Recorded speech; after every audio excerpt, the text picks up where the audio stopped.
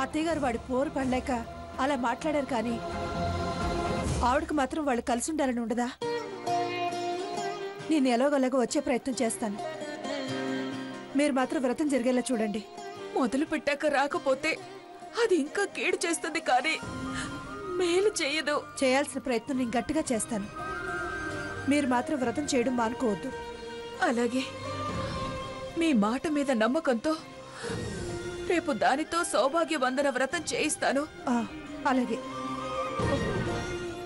ఉంటాను వదిన గారు. సీత, సీత. అత్తయ్య గారు, ఏంటత్తయ్య గారు? ఇప్పుడు మీ అమ్మగారు ఫోన్లో మాట్లాడారు. అమ్మ ఫోన్ చేసిందా? స్వర్ణ ఎలా ఉందంట? ఈ మాట మీ అమ్మగారిని అడిగాను. చాలా బాధపడుతుందని చెప్పింది. స్వర్ణ కష్టాలు తీరడానికి సౌభాగ్య బంధన వ్రతం చేయించాలని అనుకుంటున్నారట. చేయించొచ్చు కదా? చేయించొచ్చు సీత, కానీ దానికి తోడబుట్టిన వాళ్ళు, అత్తగారింటి తరపు వాళ్ళు అందరూ ఉండాలట. అందుకే తను నాతో ఫోన్లో నేను ఎలాగైనా అత్తయ్య గారిని ఒప్పించి వస్తారని మాటిచ్చాను. మనం వెళ్ళి ఒకసారి అత్తయ్య గారితో మాట్లాడదాం. అమ్మమ్మ గారితోనా? ఆవిడ గారు మనల్ని వెళ్ళనిస్తుందా? మన ప్రయత్నం మనం చేద్దాం. కాదంటే అప్పుడు ఆలోచిద్దాం. నన్ను అడిగితే పంపేదాన్నిగా అన్నా అంటారు. సరే పదండి. పద.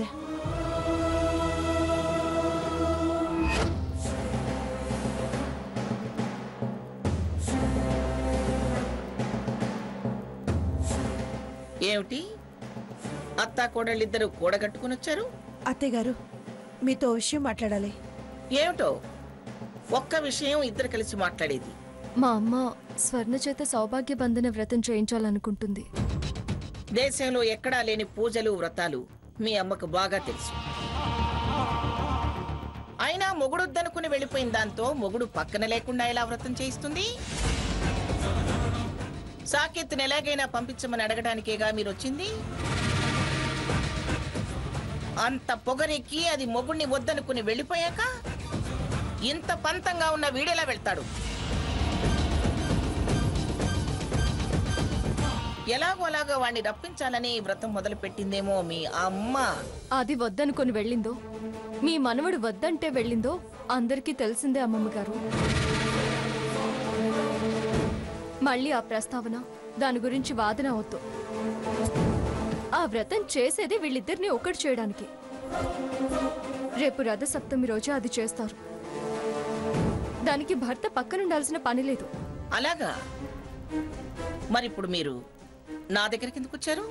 తొలి తోరణం తోబుట్టువు, మరి తోరణం అత్తగారు, అత్తింటి తరపు వారు కట్టి ఆఖరిన ఆశీర్వచనం అందించాలంట. అందుకని నన్ను మీరు వెళ్ళి రండి అని సాగదీయడానికి వచ్చారా?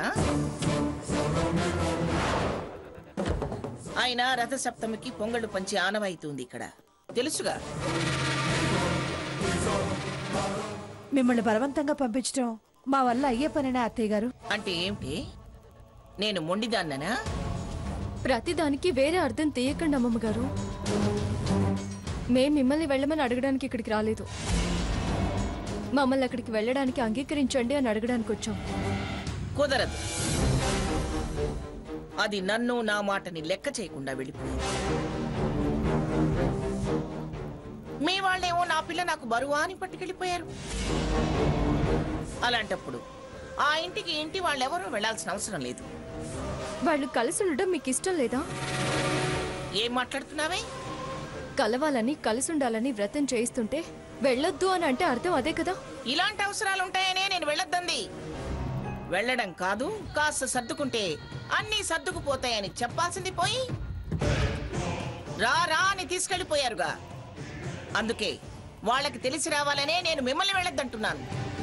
తెలిసి రావడం కోసం వ్రతం భంగం చేస్తారా? వాదనలొద్దు అని నువ్వే అంటున్నావుగా, మళ్ళీ వాదించకుండా. వీల్లేదని నేనే అంటున్నా. వెళ్ళండి. అత్తయ్య గారు, దయచేసి అలా మాట్లాడకండి. స్వర్ణ ఏ తప్పు చేయలేదని మీ మనసుకు తెలుసు. ఏదో మీరు వాడు అన్న మాటలకి హర్ట్ అయ్యి ఆవేశంలో నిర్ణయం తీసుకుంది. క్షమించండి. వాళ్ళ ఎడపాటు తొలగిపోవాలనే వదిన గారు వ్రతం చేయిస్తున్నారు. మమ్మల్నైనా వెళ్ళి ఆశీర్వాదాలు అందించరానివ్వండి. కుదరదంటే కుదరదు. మళ్ళీ మళ్ళీ అడిగి నన్ను విసిగించద్దు. వెళ్ళండి. సావిత్రి వ్రతాల సంగతి, దాని వెనక ఉన్న మతలబు సంగతి నాకు బాగా తెలుసు. ఏ మతలబులు లేవు. మంచి కోరి చేయాలనుకుంటుంది అంతే. మంచిది. మీ అంత నాకు తెలియదులే. వెళ్ళండి.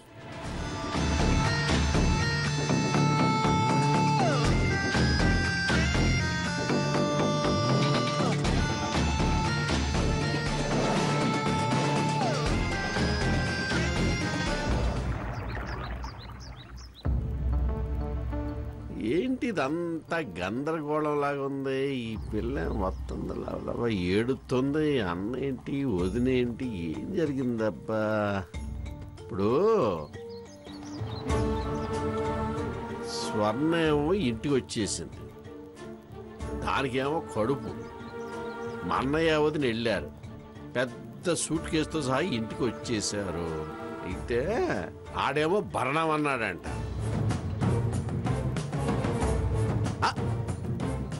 వదినా గోడ మీద వదిలేయ్. ఏమన్నా?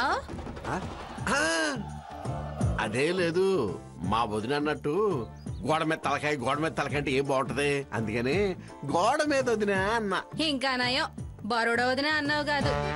పేరుంది కదా, దానికి వదినను వదిన గారు అని తగిలించు. అంతేగాని ఇలా గోడ దూడ అంటూ తోక తగిలించుకో. Okay okay. పట్టింటుదురు, ఇది బాగుందా? సర్లే, ఇంతకీ ఎందుకు పిలిచావు? మంచి మ్యాటర్ ఒకటి నీ చెవిలో వేద్దామని.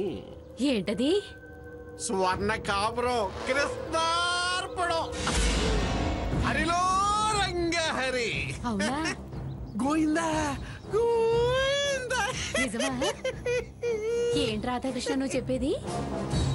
ఇప్పుడు 2014లో 2 రాష్ట్రాలు ఇడిపోయినట్టు, నీళ్ళ అగ్రిమెంట్లు, కరెంట్ అగ్రిమెంట్లు రద్దయిపోయినట్టు, ఏళ్ల మధ్య కూడా అగ్రిమెంట్లన్నీ రద్దయిపోయినాయి. వదిను ఇప్పుడు 2 రాష్ట్రాలు విడిపోవటం నిజమా అబద్ధమా? నిజమే. ఇది అంతే. అవునా? అవును. ఎందుకట? ఏం జరిగిందట? ఇప్పుడు నీకు ఎమర్జెన్సీ న్యూస్ చూసినంత వివరంగా చెప్తా, కళ్ళు అప్పగించి చెవులారా విను.